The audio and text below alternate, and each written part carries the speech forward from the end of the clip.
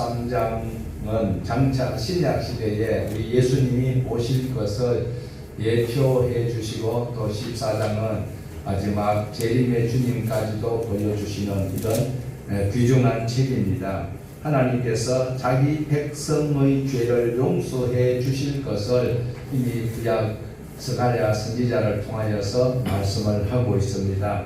하나님께서 우리에게 베풀어 주셨던 은혜를 기억하지 못하고 눈앞에 보이는 원망과 불평, 그리고 또 정권만 핑계대서는 아니 된다. 이 말씀이 무엇인가 하면, 지금 성전을 건축해야 될 포로 귀환자들이 지금 환경적 요인 때문에 하지 못하고 아직 하나님의 때가 멀었는가 보다 하면서 묵묵거리고 있을 때에 하나님께서는 학개 선지자를 통하여서 구중을 하셨고, 그리고 스가랴 선지자를 통하여서 또 확신을 주면서 하나님의 나라를 완벽하게 세워가시며, 그리고 하나님 말씀에 도전하는 자들은 다 척결을 하시고, 그리고 그 남은 자들에게 은혜를 주셔서 하나님의 계획들을 실현시켜 나가는 것을 말씀을 쭉 하고 있습니다. 하나님께서는 약속하신 대로 신약시대에 우리 구주 예수 그리스도를 보내주셨다는 것에 우리는 찬송만 하여야 할 것입니다. 우리 13장 1절 2절 다시 한번 더 보시겠습니다. 그날에 죄와 더러움을 씻는 셈이 다윗의 족속과 예루살렘 주민을 위하여 열리리라. 만군의 여호와가 말하노라. 그날에 내가 우상의 이름을 이 땅에서 끊어서 기억도 못하게 할 것이며, 거짓 선지자와 더러운 귀신을 이 땅에서 떠나게 할 것이다. 자, 지난번에 우리가 보아왔던 10장과 11장에서는 거짓 목자들이, 거짓 선지자들이 양떼를 괴롭혔는데, 이제 거짓 선지자와 거짓 목자들을 하나님께서는 다시 그 속에 역사하는 더러운 귀신들을 더불어서 떠나게 할 것이다라고 말씀을 하고 있습니다. 그리고 9장 이후에 특별히 12장부터는 요한계시록과 같이 이 스가랴서를 읽어야만이 이해가 원활하게 된다는 사실을 다시 한번 우리가 생각하고 성경을 통전적으로 연관된 성경을 통하여서 보충하면서 우리의 신앙이 고치되기를 원합니다. 요한계시록 20장에 보면 옛 뱀이요 마귀 사탄이라고 불리는 용이 잡혀서 1000년 동안 무지경에 잠겨져 들어가 있을 그때가 있다라고 분명히 말씀하시면서, 그리고 그것이 잠깐 놓이는 때가 있다라고 말씀을 합니다. 자, 빨리 찾아보십니다. 계시록 20장 7절에서 10절에 있는 말씀입니다. 계시록 20장 7절에서 10절을 보면, 천년이 참에 사탄이 그 옥에서 놓여 나와서 땅에 사방 백성 곡과 마국을 미혹하고 모아 싸움을 붙이리니 그 수가 바다의 모래 같으리라. 그들이 지면에 널리 퍼져 성도들의 진과 사랑하는 성을 두르매 하늘에서 불이 내려와서 그들을 태워버리고, 또 그들을 미혹하는 마귀가 불과 유황못에 던져지니 거기는 그 짐승과 거짓 선지자들에서 세세토록 밤낮 괴로움을 받으리라. 계시록 20장과 스가랴서 12장 이후에 같은 의미를 담고 있기 때문에 하나님께서는 악의 세력을 몰아내고 하나님의 사람들을 지켜주시겠다라는 약속을 강력하게 어필을 하고 있습니다. 그리고 13장 7절부터는 예수 그리스도의 예언의 말씀이 기록되고 있습니다. 참 목자이신 예수 그리스도께서 죽임을 당하는 그 장면을 예수님께서 직접 입으로 말씀하신 적이 있습니다.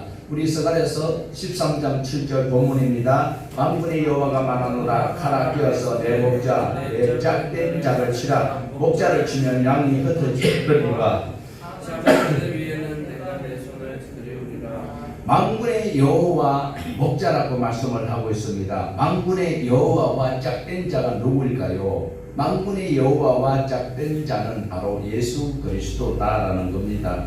만군의 여호와의 목자는 바로 우리 구주 예수님, 예수 그리스도를 말씀하고 있는데 한 번밖에 없습니다. 그래서 만군의 여호와와 짝된 자이나, 만군의 여호와의 목자, 만군의 여호와의 짝대신 예수 그리스도를 치겠다고 말씀을 하고 있어요. 이거 잘못 읽으면 정신 혼돈할 수 있습니다. 만군의 여호와의 짝된 자를 만군의 여호와께서 치겠다, 죽이겠다라고 말씀하고 있어요. 자, 그러면 우리 예수 그리스도께서 십자가에 못 박혀 돌아가시는 것은 악의 세력이 죽었습니까? 하나님이 죽였습니까? 하나님께서 예수를 죽였습니다. 그러면 하나님께서 예수를 죽일 때 예수님이 죽을 죄가 있어서 돌아가셨느냐? 아니에요. 우리의 죄악을 예수님이 담당했기 때문에 하나님의 목자 짝이 되신 예수 그리스도를 하나님께서 죽인 것이지 죄를 죽인 거예요. 그런데 악의 세력이 예수를 죽인 것은 아니다는 거예요. 그러나 우리가 볼 때는 어때요? 유대의 바리새인들이 그리고 대제사장들이 꼬대기 가지고 밀란을 이렇게 가지고 본디오 빌라도에 가지고 사형 판결 받을 수 있도록 해서 악의 세력이 마치 예수님을 죽인 것 같지만 하나님은 우리를 살리기 위해서 죄를 예수님이 짊어지시는 거예요. 그때 하나님의 여호와의 목자의 짝을 예수님인 예수 그리스도를 하나님이 치셨다라는 겁니다. 그러면 치시면 무슨 일이 일어날까요? 목자를 치니까 어떻게 돼요? 양이 도망을 가게 되어 있다, 흩어지게 되어 있다라고 말씀을 하고 있습니다. 이래서 우리의 죄의 결과로 예수님께서 십자가에서 돌아가시게 되었습니다. 예수 그리스도께서 이 땅에 오셔서 십자가에서 죽음을 당하는 때 많은 사람들이 흩어집니다. 54시간을 기다리고 있던 그들이, 그리고 예수님을 따라다녔던 자들이 모두가 다 생명을 부지하기 위해서 다 흩어질 수밖에 없습니다. 그러나 하나님께서 남은 자들은 보호하시겠다라고 말씀하고 있습니다. 예수님께서 십자가에서 달리기 직전에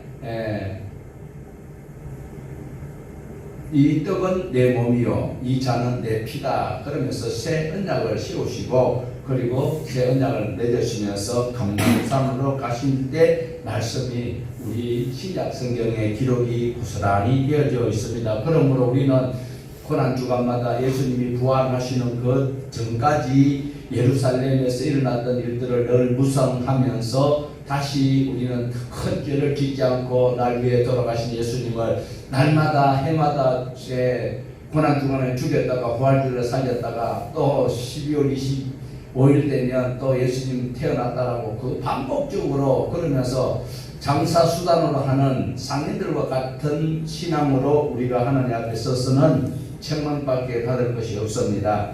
예수님께서 정말 이 땅에 오신 것은 하나님의 나라를 완전히 펼치기 위해서 오셨다라는 그것을 우리는 염두에 두시면서 마태복음 26장 31절에 예수님께서 감람산에서 말씀하신 것이 있습니다. 그때에 예수께서 제자들에게 이르시되 오늘 밤에 너희가 다 나를 버리라 기록된 바 내가 목자를 치리니 양의 떼가 흩어지리라 하였느니라. 분명히 예수님께서 스가랴서 13장 7절에 있는 말씀을 예수님이 직접 말씀하고 있습니다.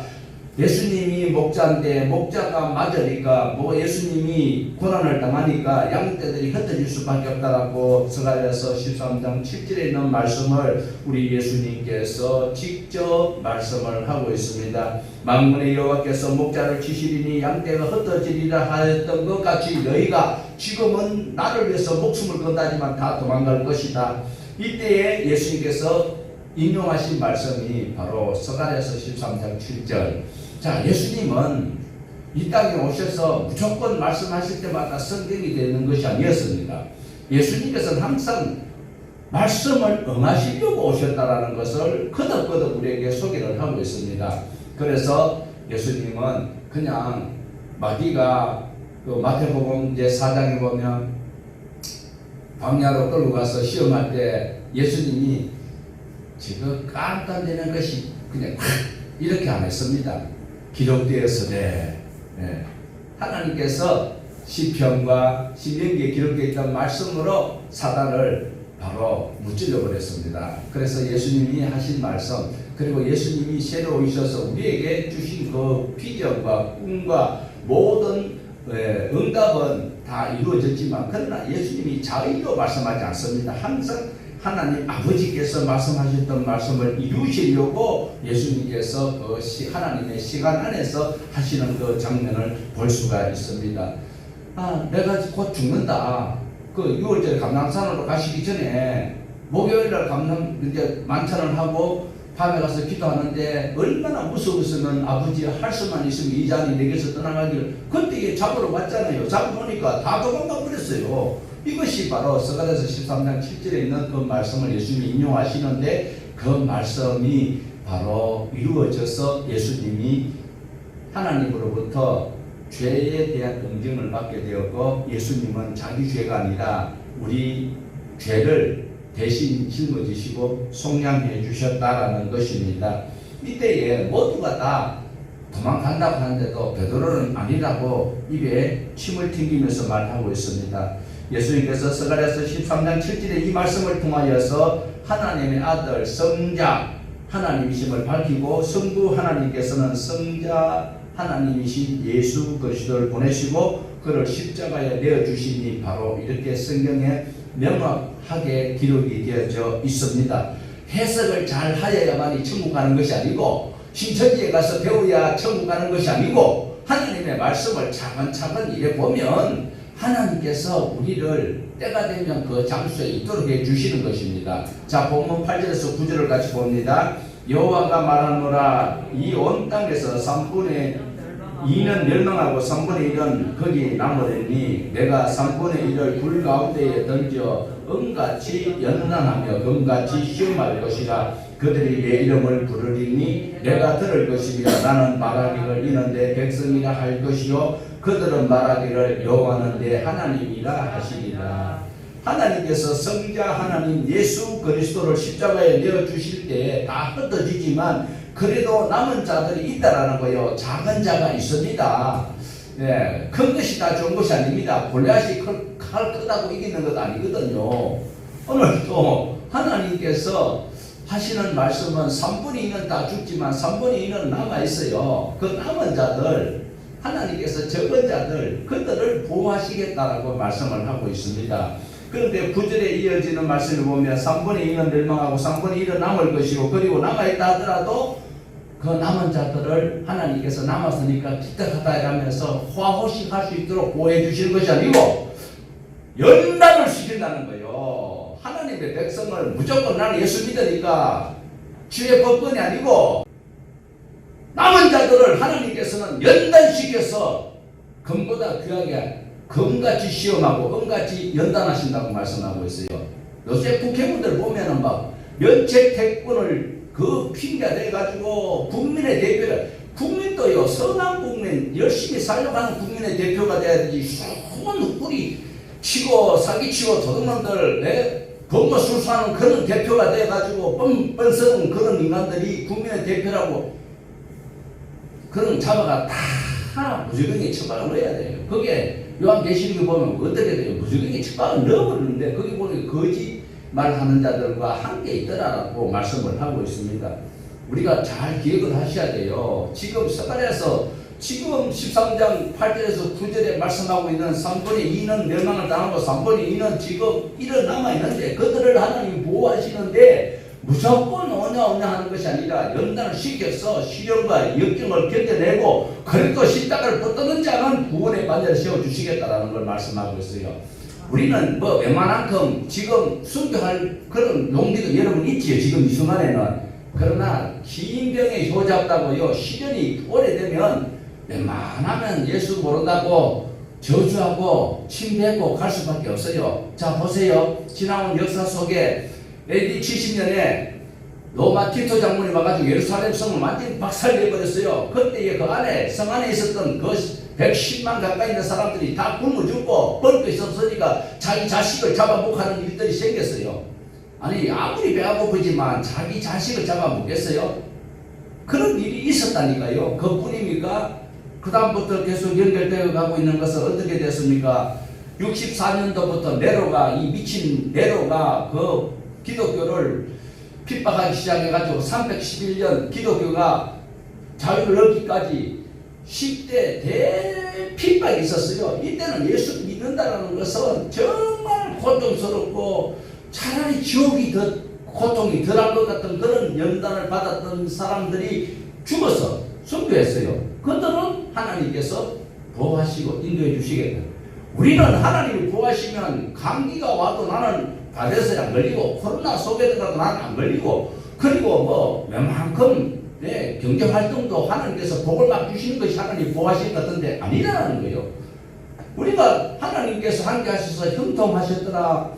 요셉이 하나님과 함께 하여서 형통했다 하지만 감옥 안에 있을 때에 감옥의 그 관수들에게 은혜를 입게 하였고 하나님이 함께 하여서 형통했다. 그러면 우리도 착각합니다.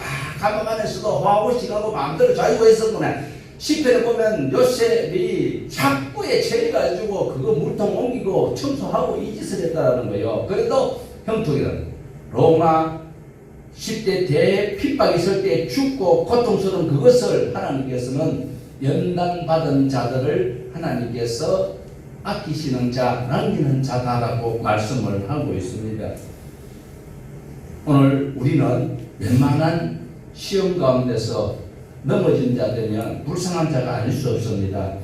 여기서 중요한 것은 하나님의 은혜로 남은 자가 중요한 것입니다. 7절에 흩어졌지만 작은 자들 그들을 하나님께서 종말에 살리실 것이고 하나님께서 지켜주시지만 여전히 이 땅에 살고 있기 때문에 환경이 이렇기 때문에 어려운 역경을 견딜 수 있는 그런 연단을 하나님께서 시키신다라는 겁니다.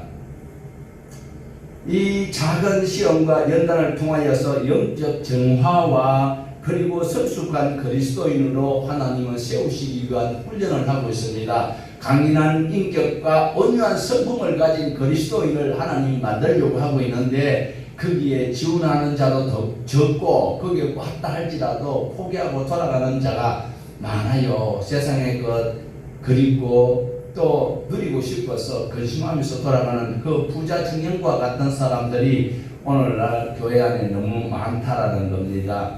그렇지만 이런 영적 연단을 통하여서 하나님께서 주신 그 소망을 믿음의 선배들은 알고 있었습니다. 그래서 특별히 베드로 같은 사도는 베드로전서 4장 12절에서 13절을 통하여서 어떻게 말씀하고 있습니까? 믿음의 사람은 이 땅에서 어떻게 살아가야 할 것인지 말씀을 하고 있습니다.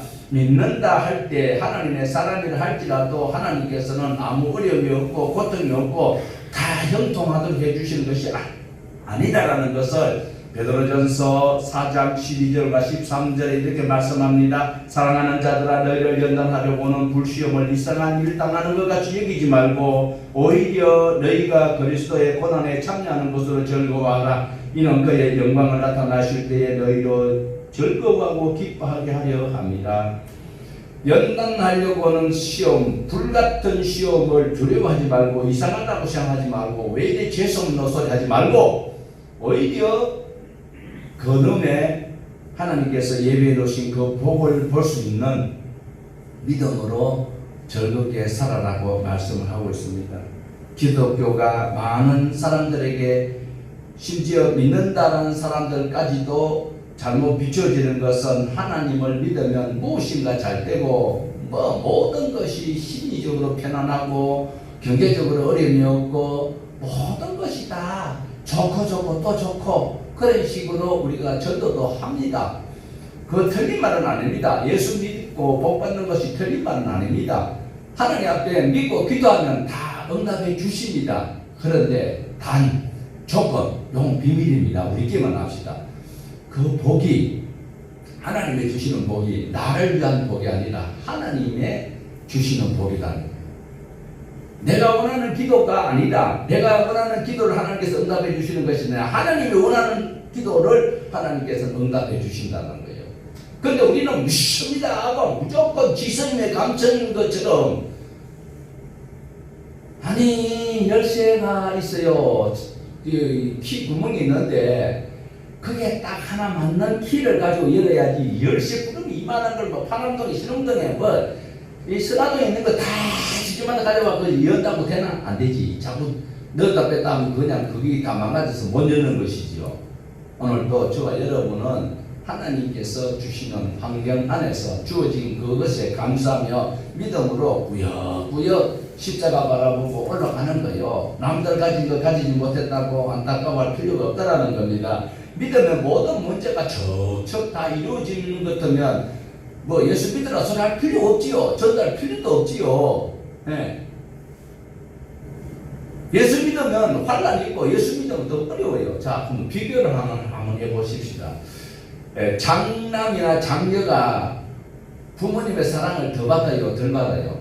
총체적으로 봤을 때 부모님의 사랑을 더 받게 되어 있어요. 그런데 동생들을 얻고 키우려면 그 맞이가 힘들어요, 힘 안 들어요? 힘들지만 가치가 그만큼 있는 거예요. 예수 믿는다라는 것이 무조건 아픔이 없고 괴로움이 없고 슬픔이 없고 눈물이 없고 그게 아니라니까. 얼마나 고통스러운지 몰라요. 목숨을 내놔야 되는 거예요. 그런데 결국은 하나님께서 예비해 놓으신 그곳에 갈 수 있는 자격이 바로 예수를 믿어야 된다. 환난이 있어도 믿어야 된다. 그래도 믿어야 되는 거예요. 그리 아니하실지라도 믿어야 돼요. 외양간에 속하고 무화과밭에 소출이 없어도 누구만으로 여호와도 나의 목자가 되면 그건 개코도 헛방이에요. 여호와만, 예수만 나의 하나님 되어야 되는 거예요. 그런데 여호와도 예수도 그게 일본 사람들의 습성이요. 온갖 신들을 다 섬기고 있는 거예요.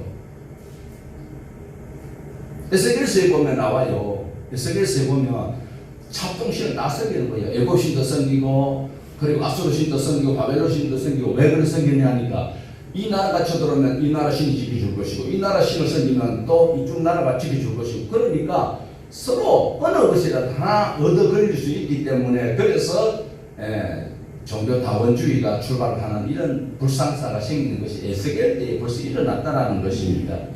주님 앞에 나왔을 때 이런저런 어려움들이 줄비하게 액세서리까지 다 달고 나와 있습니다. 그러나 그 어려움은 예수 믿는다고 교회에 나오고 주님 앞에 나올 때에 각종 어려움은 바로 주님을 바로 볼 수 있는 귀중한 시간이라는 것을 꼭 기억을 하셔야 합니다. 주님 앞에 나왔는데 1차적으로 하나님의 말씀을 전하는 목회자들이 잘못 전하기 때문에 아직까지 하나님의 말씀을 접할 준비가 안 되어 있는 그들을 조금 더 시간에 여유를 두고 하나님께로 인도하기 위한 그 시간을 목회자들이 조금 더 틈을 주었을 때에 하나님의 성령이 딱 역사하셔서 그를 이끌어 가시면 참 좋은데 그 사이에 재빠른 녀석이 있잖아요. 대가리 7개 달려가지고 얼마나 약속 빠른지 그들이 가로채버리니까 바로 말씀이 왜곡되어 있다는 거예요. 지금도 말씀이 얼마나 왜곡되어서 선포되고 있는지 무서워요. 지금 뭐 매스컴이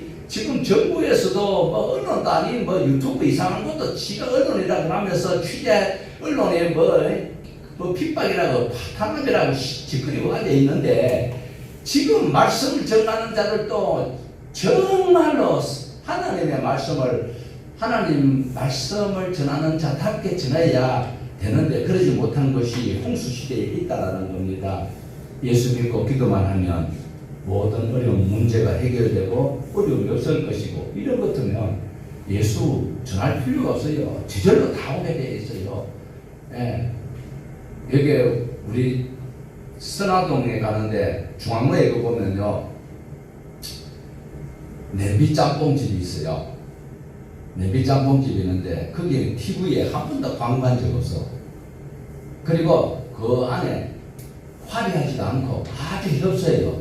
그런데도 보면 그 줄서가 있다? 그거 왜 그래요? 오라 소리 안 해요. 그것도 배짱 장사요.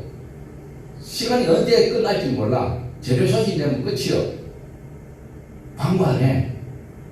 예수 그리스도를 믿으면 예수 이름으로 기도하면 모든 것이 척척척척 다 이루어져 버리고 진짜 그런 것이 모든 사람들이 원하는 것처럼 되는 것 같으면 정답이가 그다지 어렵지는 않을 것입니다. 그렇지만 예수 믿으면 세상 사람들과 같이 살아가다 보면 의견이 일치가 되지 못하고 문화가 다르기 때문에 얼마나 어려운지 몰라요. 그때마다 성령님께 의탁하고 성령님의 인도하심을 따라 견뎌 나가는 것이 우리의 신앙입니다. 예수 이름, 예수 믿는 것이 무조건 좋다고 여러분 환난이 있는 그것은 하나님을 바라볼 수 있는 하나님 바로 앞에 가 있는 적절한 시기이고요. 최적의 시간입니다. 성령님께서 우리에게 어려움을 통하여서 하나님께로 인도하는 지름길이 되는 것을 꼭 기억을 하셔야 합니다. 성경을 부분적으로만 보다 보니까 필요한 것들만 다 채워놓으면 얼마나 좋을까요? 예수 믿으면 어떤 어려움도 없고 형통한 것만 있다라고 착각하다 보면 교회 와서 자기가 생각하고 있는 문제가 안 풀리고 일이 자꾸 꼬이는 듯하고 힘들어지면 자기 혼란에 빠지고 자가당착에 빠지고 병원에 가도 고칠 수 없는 질병을 얻을 수밖에 없는 것이 되는 것입니다. 하나님의 자녀가 되었지만 여전히 우리에게는 환란이 있습니다. 시련이 있습니다. 어려움이 있습니다. 그러나 그것을 극복해 나가는 자가 믿음이 있는 자다라고 소위 말할 수 있는 것입니다. 우리의 삶의 일상에서 일어나는 크고 적은 일들은 사실 문제도 아닙니다. 그런데도 힘들어하고 있어요. 오늘도 감기로 인해서 자기 때문에 다른 사람이 감기가 옮아가 싶어서 나오지 못하는 그 원사님 마음 지금 굉장히 불편할 거예요.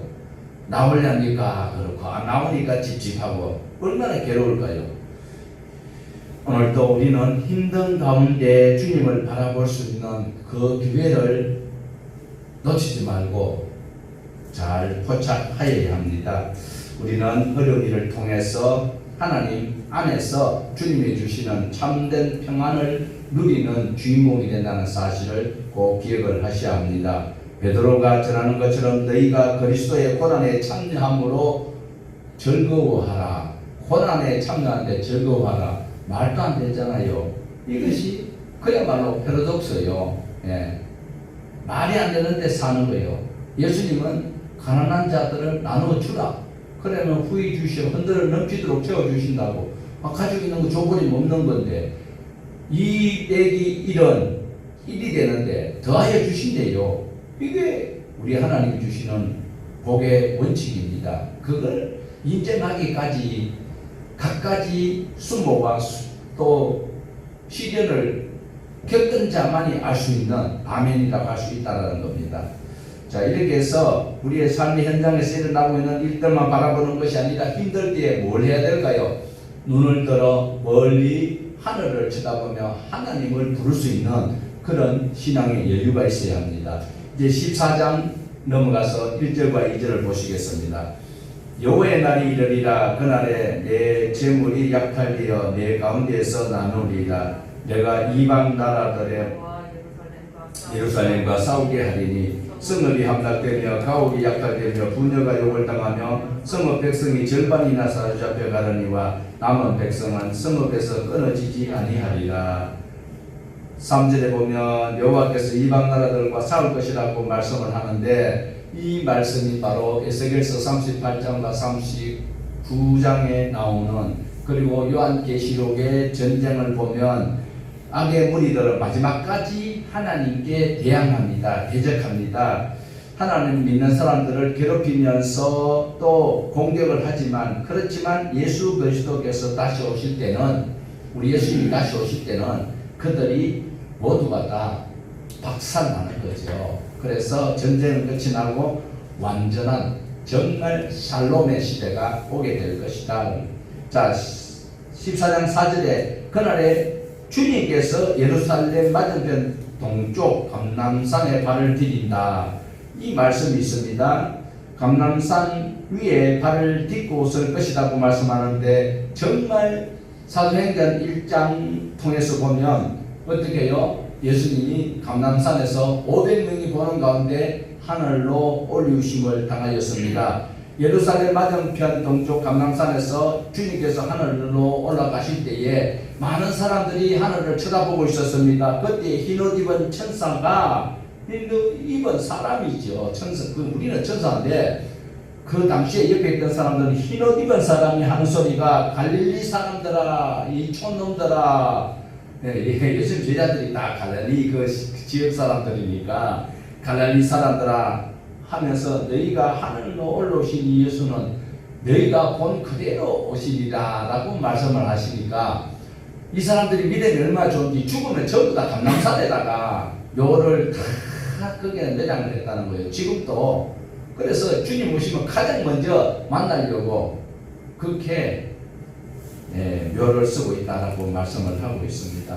자, 우리 6절 7절 보십시다. 주님이 다시 오신 후에 어떤 일이 있는지 14장 6절과 7절. 그날에는 빛이 없겠고 광명한 것들이 드날 것이라. 여호와께서 아시는 한 날이 있으리니 낮도 아니요 밤도 아니니라. 어두워갈 때에 빛이 있으리로다. 잘 보자. 6절과 7절 여러분 눈으로 보세요. 새 번역을 제가 읽어드리겠습니다. 여러분은 6절과 7절을 자세히 보세요.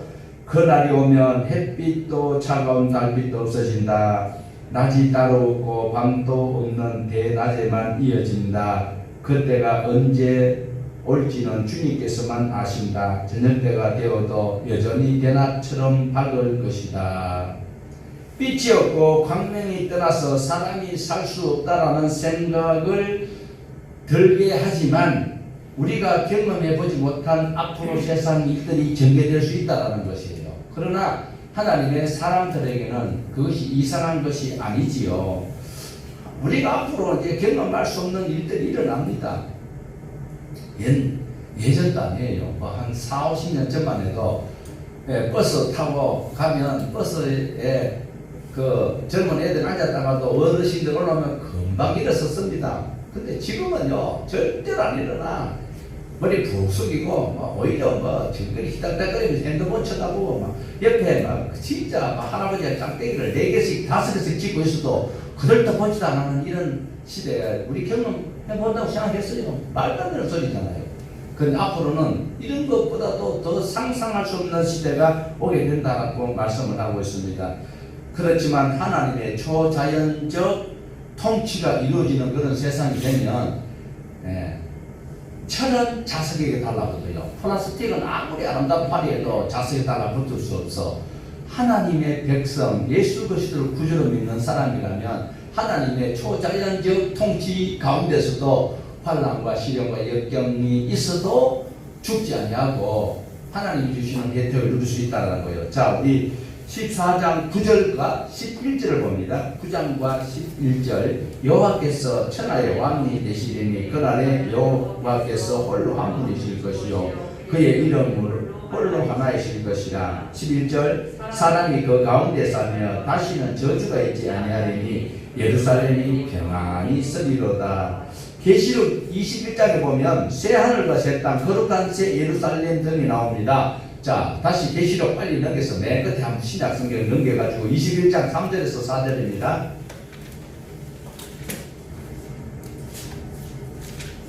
21장 3절과 4절.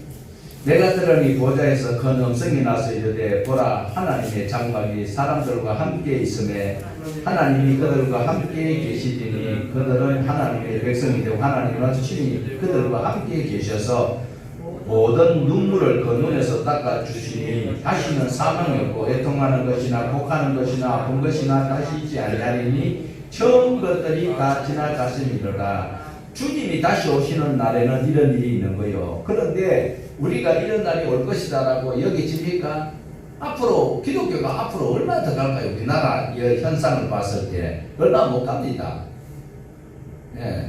전 세계적으로 기독교의 역사를 추적해 보면 지난번에도 말씀드렸지만 유효 기간이 약 300년도 채 안 된다는 거예요. 얼마나 안타까워요. 300년도 안 가서 기독교가 완전히 막 잡탕교가 되어버리는데 주님이 다시 오시는 그날에 완전한 하나님의 나라가 우리 눈앞에 펼쳐진다라는 것을 기대하면서 시련과 역경을 변형된 하나님 주시는 복으로 여기면서 우리는 살아가야 하는 것입니다. 악의 세력들은 하나님의 나라를 무너뜨리려고 수단과 방법을 가리지 아니하고 차별 금지법을 만들고 국민의 대표라고 하는데도 전시 아니 세상에 남자가 남자를 여자가 여자를 그래서 그 결혼하겠다라고 하는 것을 지금 미국의 그 할아버지 그 성함이 어떻게 돼요 대통령? 바이든 그 양반이 이제 서명만 하면 이제 그것이 이제 합법화된대요. 자, 12절부터 계속 기록하고 있습니다. 그것들은 썩을 것이 되고 공부에 입사할 것이고 빼앗기게 될 것이고 재앙이 있을 것이라고 말씀합니다. 그 다음에 14장 16절부터 21절까지 온 세계가 여호와께 굴복할 것이다 라고 말씀하고 있는데 우리 14장 16절 보시겠습니다. 스가랴서 14장 16절. 예루살렘을 치러왔던 이방 나라들 중에 남은 자가 해마다 올라와서 그 왕 만군의 여호와께 경배하여 초막절을 지킬 것이라. 예루살렘 사람뿐만 아니고 이방 사람 가운데서도 남은 자입니다. 이방 사람 전체가 다 오는 것이 아니고 남은 자. 이 사람은 선택된 자들이죠. 귀한 자들이죠. 왜? 모두가 다 서림통에 들어가야 되는데 다시 그것을 끄집어내서 재활용한다는 것은 선택받는 그것은 다행이죠.